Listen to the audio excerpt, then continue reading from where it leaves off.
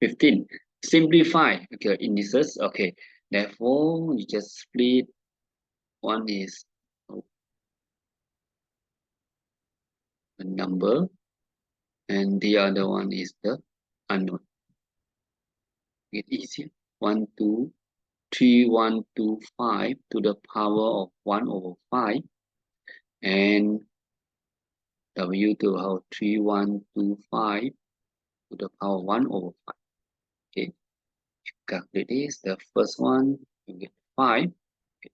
And second one will be W, okay, the power U times, okay. So here is 3, 1, 2, 5, you times 1 over 5, you should get 6, 2, 5. Is power of 6 to 5. So your answer will be 5, W to the power 6 to 5.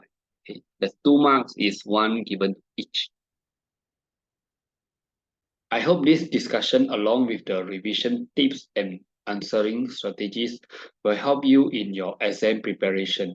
If you find this video helpful, give it a thumbs up and don't forget to subscribe for more educational content. Best of luck with your studies, and I will see you again in next video.